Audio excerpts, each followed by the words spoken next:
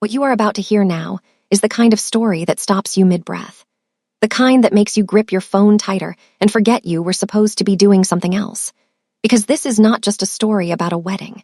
It is not just a story about an ex-boyfriend who couldn't let go. This is a story about a woman who spent years being told she was nothing, and one single night when the entire universe proved that wrong in the most jaw-dropping, unforgettable way possible. A man walked into the most important night of her life, raised his hand, and slapped her in front of 300 people. He was drunk, he was arrogant, and he was absolutely certain he still had power over her. What he did not know, what he could not have prepared himself for in 1,000 years, was who was already watching from across that ballroom, who her husband actually was, and what was about to happen next. By the time you reach the end of this story, your jaw will be on the floor. So do not go anywhere. Stay right here, because every single part of this is worth it. Before we go any further, drop your location in the comments right now. Tell me what city, what country, what time it is where you are watching this from. I love knowing where my viewers are tuning in from around the world. And if you have not subscribed to this channel yet, hit that subscribe button right now and turn on your notifications so you never miss a story like this one. Now, let's get into it. Some people come back into your life to congratulate you. Others come back to remind you of who they thought you were. My ex-boyfriend, Derek, came back to do neither. He came back to humiliate me. And he chose the worst possible night, in front of the worst possible person, to try it. It was the most beautiful night of my life. I was standing in the grand ballroom of the Meridian Grand Hotel, 300 guests filling every corner of the room, chandeliers blazing above me like suspended stars, in a white gown that cost more than my first car. I had spent months helping plan this night. The flowers, the music, the menu, every detail chosen by hand, and standing inside it felt like finally arriving somewhere I had been walking toward for a very long time. I was laughing. I was actually laughing, standing near the dessert table with my new husband's cousin, when I felt a hand close around my arm so hard it made me gasp. He spun me around before I could react. Derek. 4 years of my life stood in front of me in a wrinkled blazer that smelled like whiskey. His eyes moved slowly over my dress, over the diamonds at my throat, over the entire ballroom stretched out behind me, and something ugly crawled across his face. Something I recognized immediately. It was the same look he used to get when I wore something that made me feel confident, and he needed to make sure I understood it wasn't that impressive. The look that said you are not allowed to be more than I decided you were. You think you're somebody now, he said. His voice was low but sharp enough to cut through the music. Derek, I kept my voice completely steady. You need to leave. He laughed, not a real laugh, the kind that lives right before something terrible. I heard you got married, he said, his grip tightening on my arm. To some businessman, look at you, Naomi, look at all of this. He gestured around the room. You really think this is your life now? I opened my mouth to respond. I never got the chance. His open hand came across my cheek so fast I didn't see it. I only heard it. A sharp, flat crack that cut through the music, through every conversation, through every sound in that enormous room. The sound bounced off the walls and the ceiling and traveled to every corner of that ballroom. Everything stopped. My hand went to my face. My purse hit the floor. The room tilted slightly, not from pain but from shock, the kind that washes over you cold and total, like stepping into ice water with no warning. People were staring. Someone nearby made a sound that wasn't quite a word. A woman to my left covered her mouth with both hands. Derek was still talking. I couldn't hear the words. There was a ringing in my ears, and all I could do was stand there with my palm pressed to my burning cheek, trying to pull air into my lungs. Then I looked across the room, and I found my husband's eyes, already locked onto mine. Suhan hadn't moved yet. He was standing perfectly still about 20 feet away, his champagne glass held loosely at his side. His expression had been calm and quietly happy all evening, the expression of a man exactly where he wanted to be. That expression was completely gone now. What replaced it was something I had never seen on his face before. It wasn't anger. It was colder than anger, more deliberate. The kind of stillness that lives on the other side of rage, controlled, absolute, and deeply terrifying. The guests nearest to Derek took one full step backward without seeming to realize they were doing it. Derek still hadn't turned around. He was still sneering at me, still so certain of himself. He had no idea what was standing 20 feet behind him. 6 months before that night, I was nobody special. Or at least, that was what I had come to believe. I was 29 years old, working as an event coordinator at the Meridian Grand Hotel, and I was very good at making other people's celebrations look beautiful, while my own life felt mostly gray and still. The breakup with Derek had been 2 years earlier. He hadn't left dramatically. He had simply started spending more time with my former best friend Lisa, until one Saturday morning I opened Instagram and saw a photo of the two of them together at the same rooftop restaurant where Derek had once kissed me under the stars and told me I was the only woman he would ever want. I didn't scream. I didn't call him. I sat on my kitchen floor for a long time, then I got up, made coffee, and went to work. That was how I had survived most things since then, quietly, without making a fuss, convincing myself that needing less was the same thing as being strong. I had been working at the Meridian for 3 years when Suhan first walked in. He booked a private dining event for 12 people. He was quiet, polite, and completely without the kind of energy that wealthy men usually carried, that loud, space-filling certainty that everyone in the room should feel honored by their presence. He wore a dark suit. He shook hands with the catering staff. He tipped every single person who worked his event in individual envelopes. He came back the following week, and the week after that. He always asked to work with me specifically. At first I assumed it was just preference. Some clients liked consistency. But then he started arriving early before his guests, and we would talk, really talk. He asked about my work, my opinions, what I actually thought about things. He listened like my answers genuinely mattered to him. I searched his name online one evening after our 4th conversation. I was sitting in my apartment with leftover noodles going cold, and I typed his name almost casually. Then I set my fork down. Suhan Park, owner of 4 luxury hotel chains, restaurants operating across 3 countries, a private security firm working across Southeast Asia. His name appeared in Forbes, in business journals, beside the names of people I recognized from major news stories. And then, further down the search results, the other things. A federal investigation, closed, no charges filed. A photograph outside a Seoul courthouse. A profile that described him as a man whose true influence extended far beyond what could be publicly documented or verified. I closed my laptop. I opened it again. I stared at the screen for a long time. Then I made a decision that I didn't fully understand the meaning of until much later. I decided to show up the next morning anyway. He was already seated when I arrived, a coffee in front of him, completely unhurried. He looked up when I walked in and said, before I could even pull out my chair, "You looked me up." It wasn't a question. I sat down. I didn't deny it. There was no point in pretending. "I did," I said. He nodded slowly, like this was something he had expected and was not bothered by. "And I have questions," I said. "Ask them." I thought about which question I was most afraid to ask, because that was clearly the one that actually mattered. I looked at him directly, at his calm, steady face, and I asked it straight. "Are you dangerous?" The room felt very quiet. He considered the question the way a person considers something they have thought about deeply themselves. He didn't flinch. He didn't rush to reassure me, which, strangely, was the thing that actually reassured me. "To people who give me reason to be," he said, "never to people I care about." I sat with that answer. "Is that supposed to make me feel better?" I asked. "It's supposed to be honest," he said, "which I think you want more than comfort." He was right. I had spent 4 years with a man who told me exactly what I wanted to hear while doing precisely whatever he wanted to do. Honesty, even complicated honesty, was worth more to me than a smooth answer and a practiced smile. We talked for 2 full hours that morning.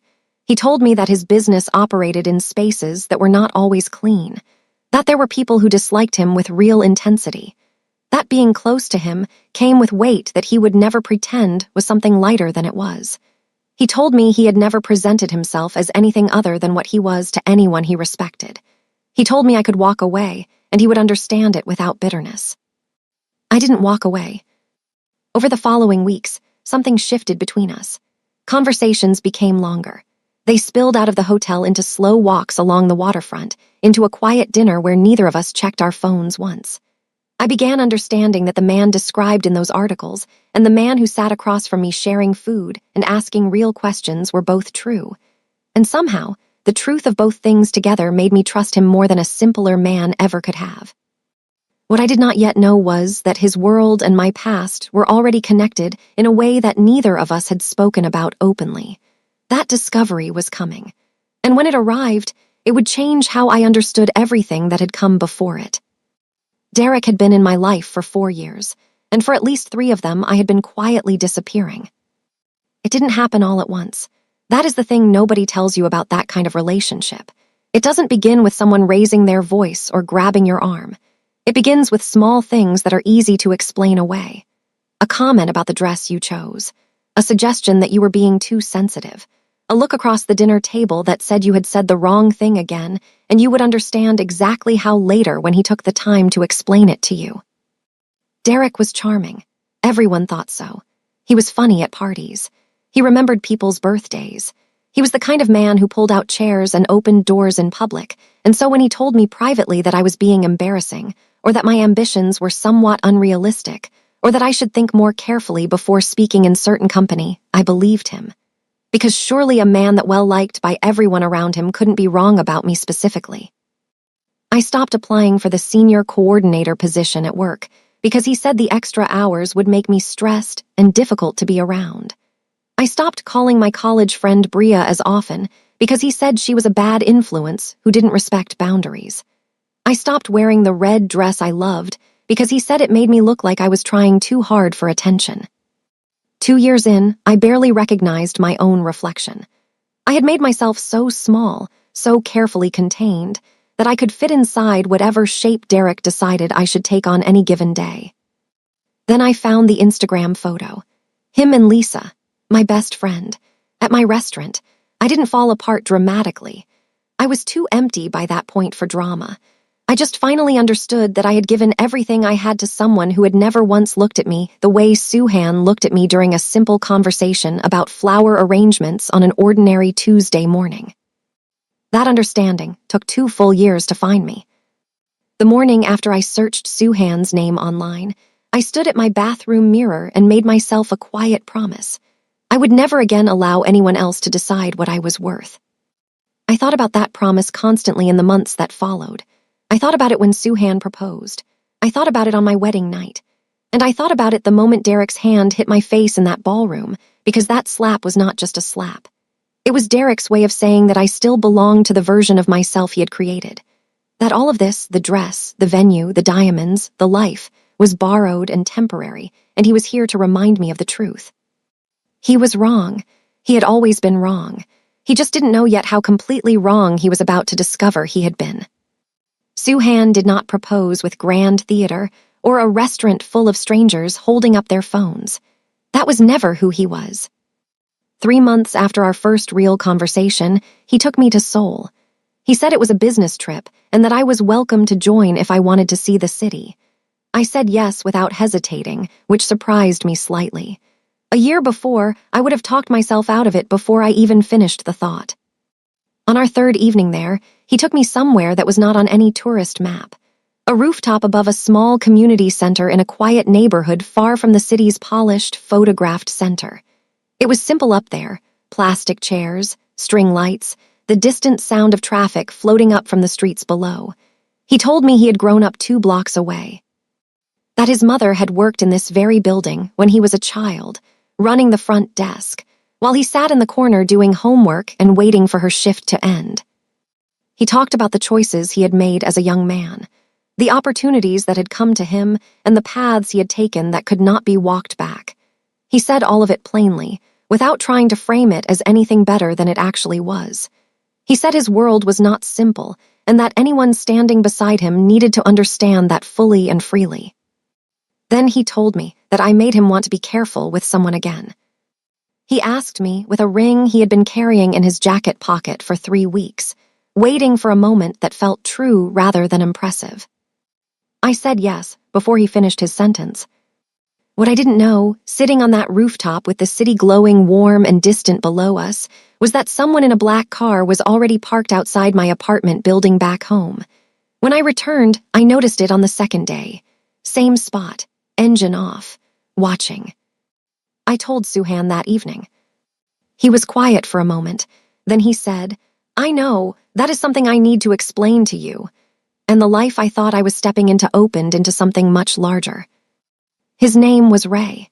He was in his early 40s, quiet and broad-shouldered, with the kind of face that gave absolutely nothing away under any circumstances. Suhan introduced him to me the morning after I mentioned the black car and explained that Ray was part of his personal security team and would now be assigned specifically to me. I did not love this. I had built my independence carefully after years of someone else managing every aspect of my existence. The last thing I wanted was another person tracking my movements, even with the best intentions possible. I told Suhan this directly, and without softening it. He listened without interrupting. Then he said, "I'm not doing this because I don't trust you. I'm doing this because of who I am and what that makes me a target for. Anyone close to me becomes a target too. That is the honest truth I owe you." I agreed to 2 weeks, just to see. 4 days in, Ray stepped between me and a man who had been following me for 3 full blocks from my office building. He handled it quickly, quietly, and without any scene. The man had a criminal record.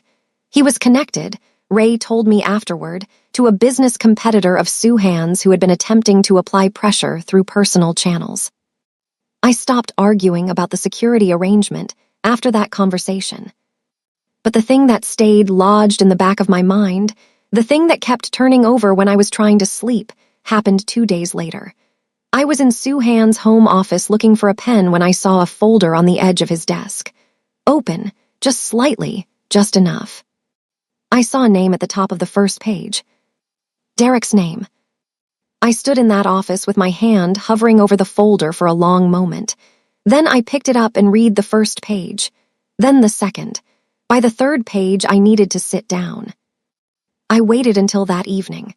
I made dinner, set the table, acted completely normal, and then when we sat down, I placed the folder on the table between us and looked at Suhan and said, "Tell me everything." He didn't try to explain it away. He didn't perform surprise. He looked at the folder, then at me, and said simply, "All right." Derek, in the 2 years since our breakup, had taken a position as a mid-level financial manager at a firm called Alderton Capital. Alderton had been quietly attempting to acquire one of Suhan's hotel properties through a chain of anonymous intermediary companies, a strategy specifically designed to hide who was actually behind the purchase attempt. Suhan's team had traced it back to Alderton months ago during a routine investigation. Derek had no idea about me and Suhan. The connection was coincidental, but Suhan had discovered it during standard background checks on every person connected to the acquisition attempt, which meant he had known about Derek, about our relationship, the breakup, all of it before our third conversation at the hotel. "Why didn't you tell me?" I asked. "Because I didn't want you to question whether my interest in you had anything to do with him," he said. "It didn't. It had nothing to do with him at all. But I knew that if I told you too early, you would always wonder." I understood his reasoning. Understanding it didn't immediately make it feel better. I told him I needed a few days. He nodded and gave them to me without a single phone call, without showing up at my door, without any pressure of any kind. He gave me exactly what I asked for, which was itself something Derek had never once managed in 4 years. On the third day, sitting alone in my apartment, a message arrived from a number I didn't recognize. Something made me open it instead of deleting it. It was from Lisa. "We need to talk about Derek. He is not safe. Please read this." Lisa, the woman who had taken my boyfriend and ended our friendship in the same move, reaching out to warn me.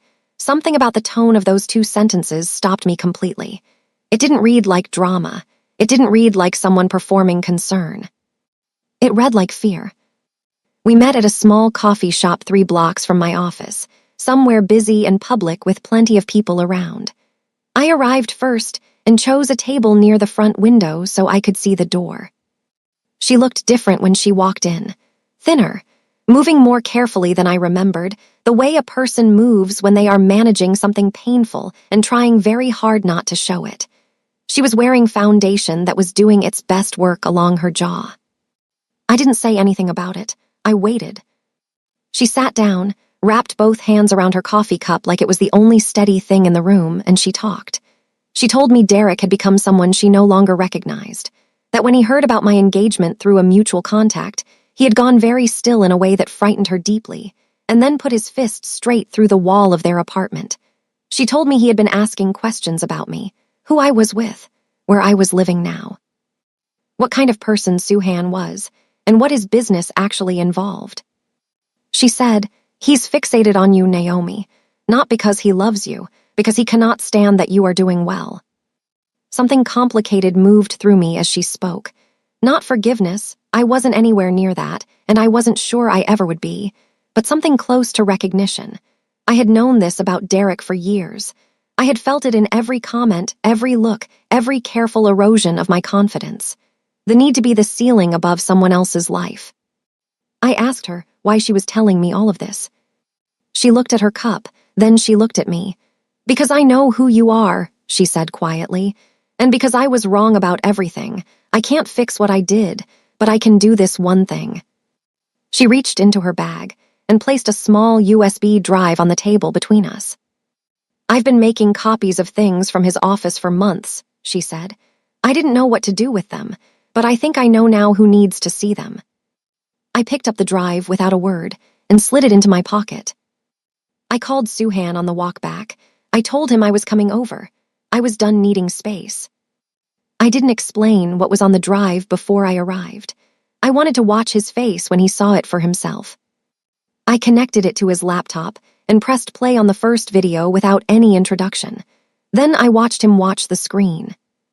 The recordings were taken inside Alderton Capital's conference room over several months. The videos showed Derek and two senior partners discussing the acquisition strategy in careful detail. They showed communication with shell companies, approval of payments that matched no legitimate line item, and instructions to file documentation using deliberately false information. Then, in the fourth video, Derek said my name. He said it casually, in the middle of a business strategy discussion, as if I were simply a resource to be evaluated.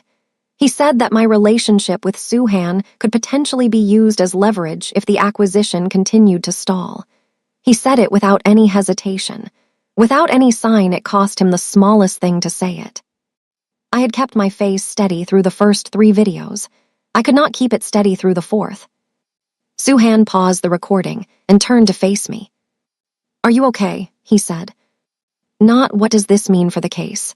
Not how do we use this information. He asked if I was okay, first, before anything else in the world.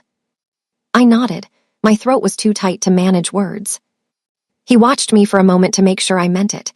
Then he stood, walked to the window, and made one single phone call. He spoke in Korean, low, calm, and brief, 3 sentences. Then he hung up. "This will be handled," he said.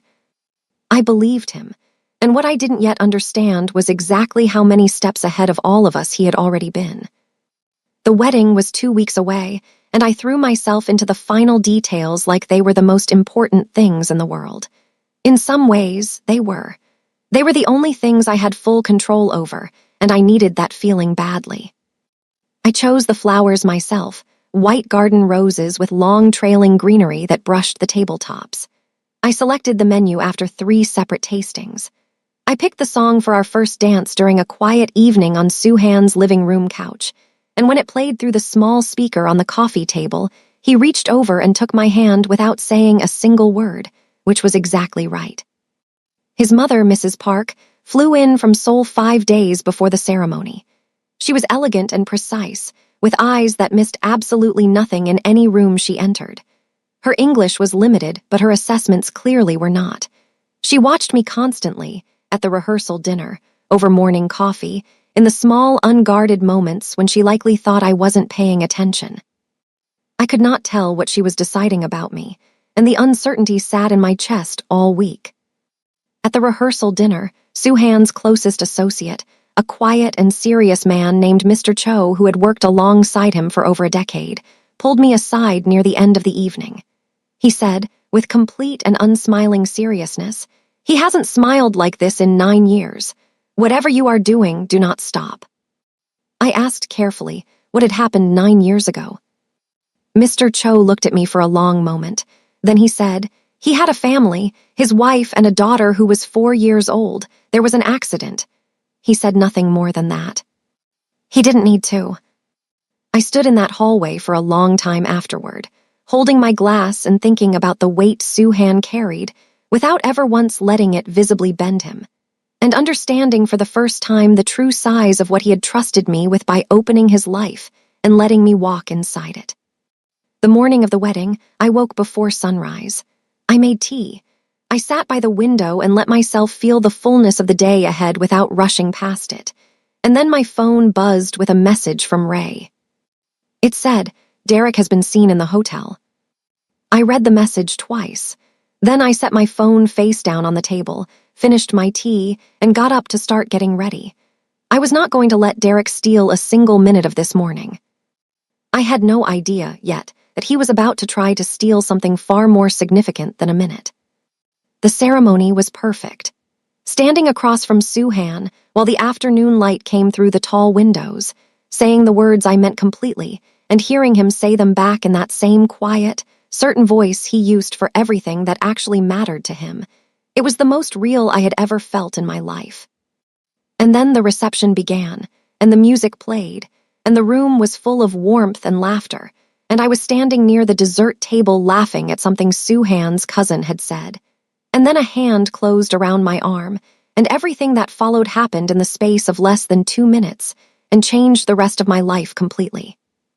The slap, the silence, the look on Soo-han's face across the ballroom, and Derek, still grinning, still utterly certain, about to learn the hardest lesson of his entire life. Soo-han had known Derek was in the building for 20 full minutes before the slap happened. Ray had flagged it the moment Derek entered the hotel.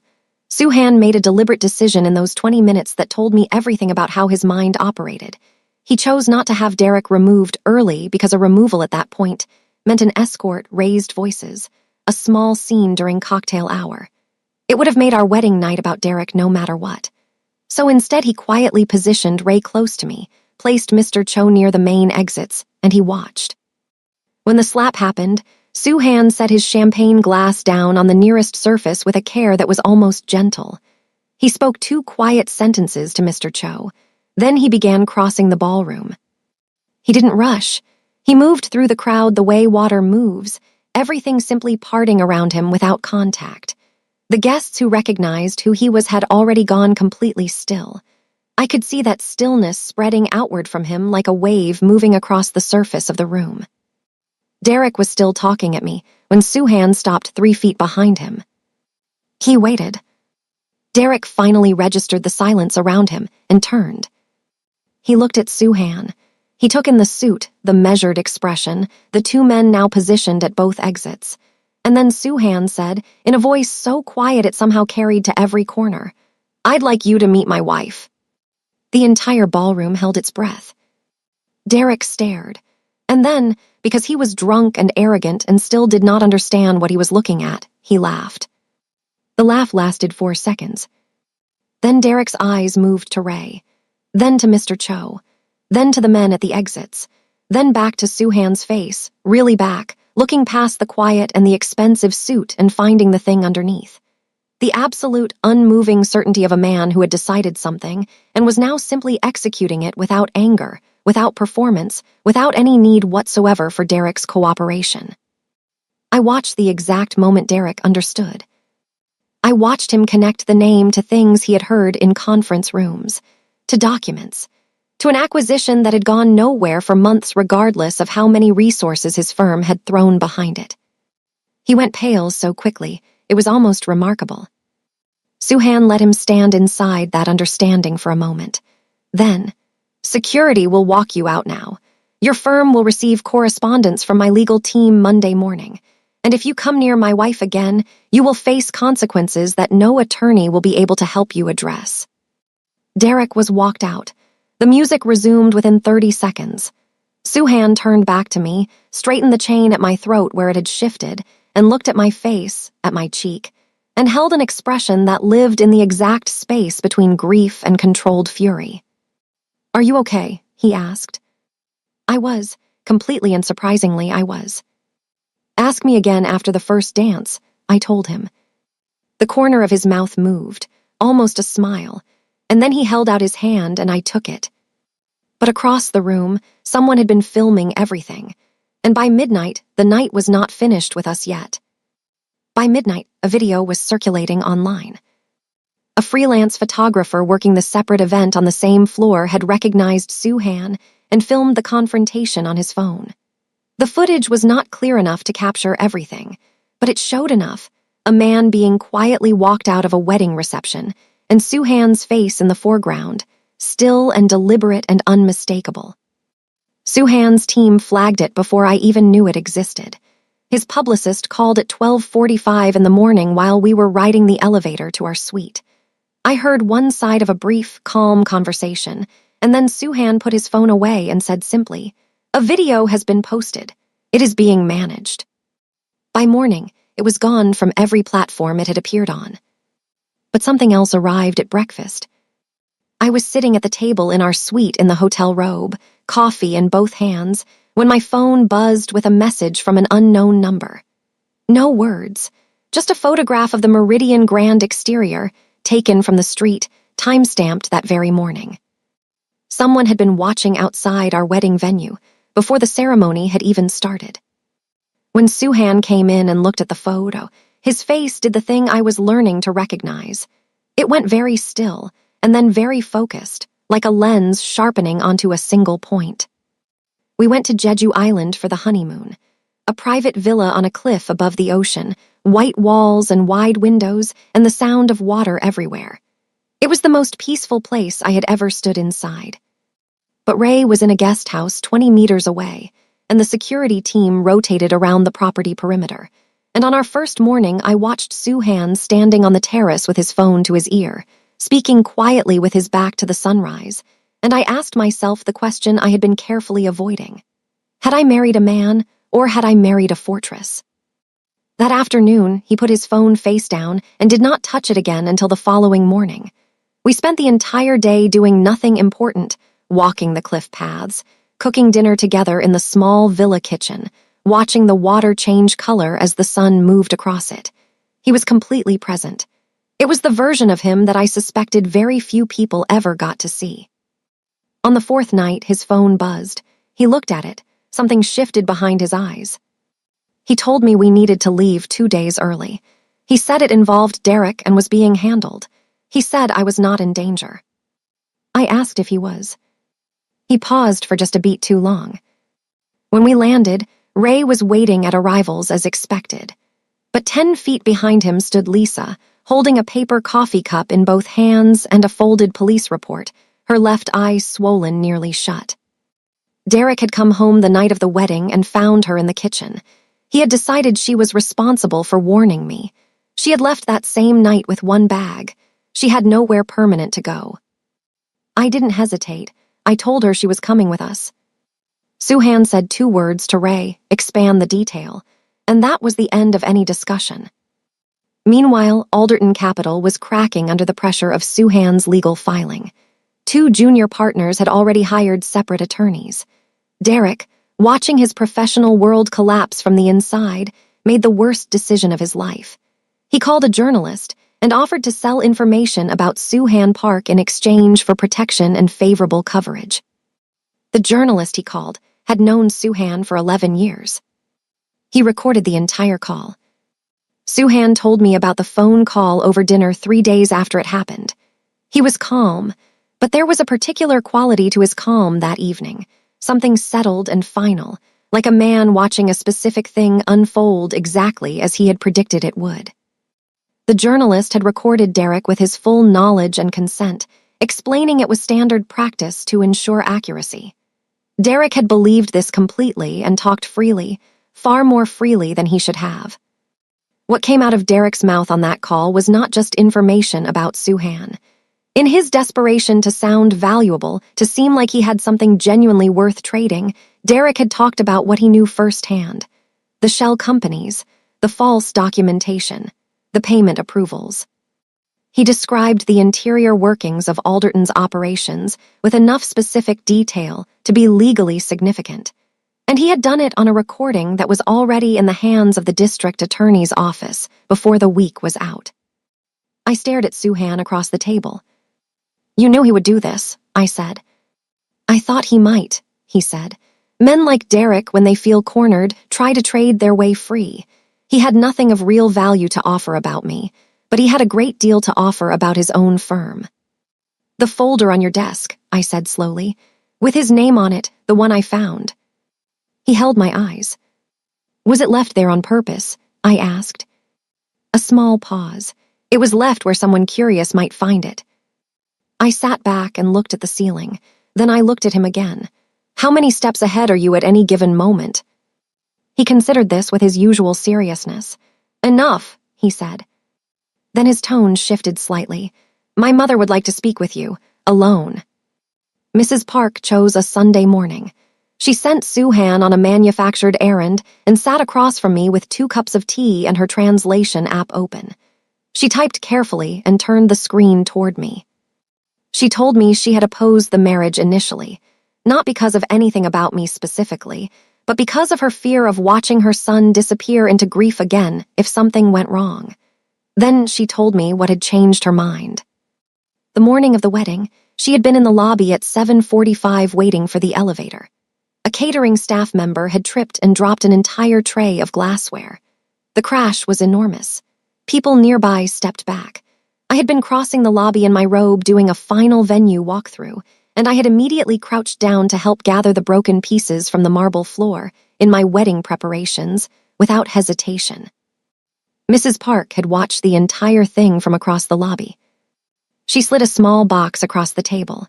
Inside was a jade bracelet, cool and smooth, the color of deep ocean water. She typed her final message: "My son has power. What he needed was someone with character." I put the bracelet on with shaking hands. That evening, Suhan came home and saw it on my wrist. He stopped walking. He looked at it for a long moment, said quietly that he needed a minute, and walked out to the terrace. When I followed him, he told me about his wife. About Hannah, his daughter, 4 years old when she died. About the bracelet he had retrieved because he couldn't bear to bury it, and the 8 years he had carried it without knowing what it was still for. "She was right," he said, looking at my wrist. "My mother was right." The next morning, Derek was arrested. The charges were financial fraud, witness intimidation, and assault. Lisa's police report had been combined with the USB drive evidence, and the recorded phone call into a package the district attorney's office described publicly as unusually comprehensive. I watched the news on my phone at the kitchen table, a coffee going cold beside me. What I felt was not the triumph I had expected. What came instead was a slow, deep release, like finally setting down something so heavy that I had long ago stopped noticing the weight of it. My shoulders dropped almost an inch. But with Derek's arrest came my name in the news. Not prominently, but in print, a personal connection to the case, with my photograph beside his.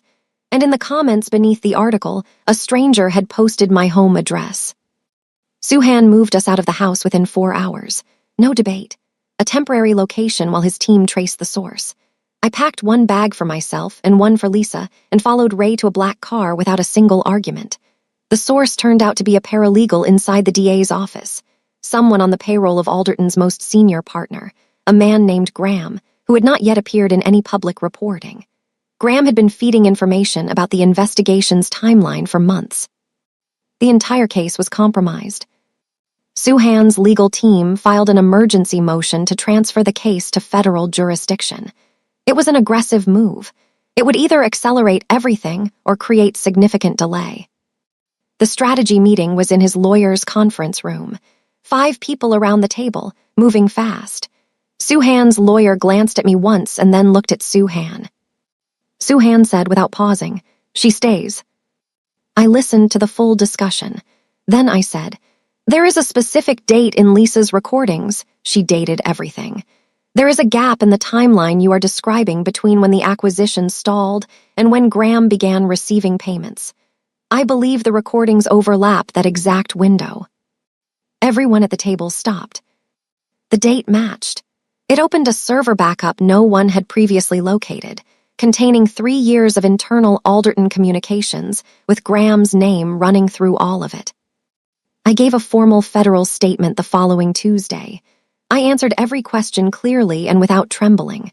When I walked out, Mr. Cho started a slow, deliberate clap in the hallway. Ray actually grinned, which was the most expressive I had ever seen him. Suhan was leaning against the wall beside the door. The look on his face was the one I always had to look away from because it was too full to absorb directly.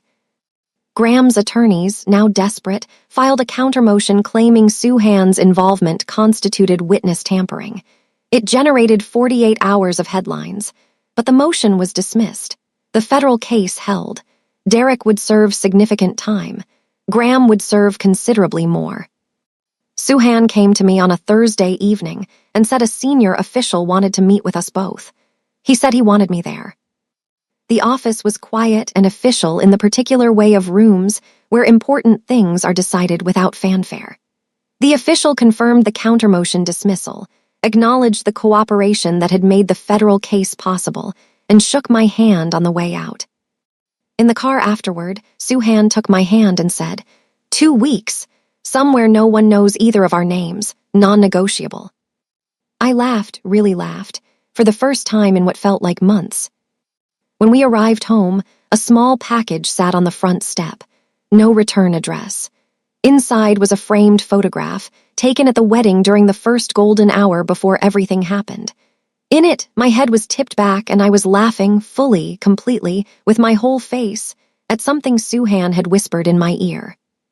On the back, in Lisa's handwriting, "This is what you look like when you are safe.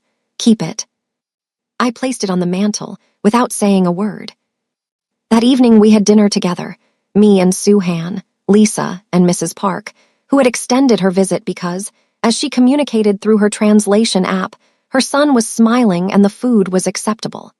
We ate and laughed and argued about restaurants, and it was the most ordinary, beautiful thing I had experienced in years. Afterward, Suhan and I sat on the back terrace with the city spread below us in lights. I told him the version of my life I had imagined before Derek arrived and began editing it. The career, the confidence, the feeling of being fully present without asking for permission. He listened to every word. Then he said, quietly, "That woman was always there. She was just waiting for the right conditions to come back." I leaned into him. Below us the city hummed. Derek was beginning a prison sentence. Graham was being processed. Lisa was finally sleeping through the night, and I was sitting in my real life, not the one someone else had decided I deserved, but the one I had walked toward, one honest step at a time.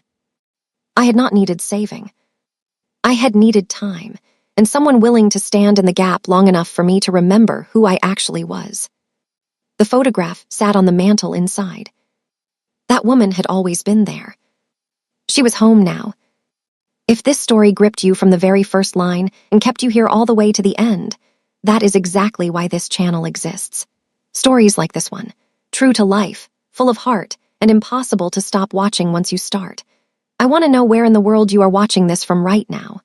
Drop your location in the comments, your city, your country, what time it is where you are, because this community spans every corner of the globe, and I love seeing exactly where you all are.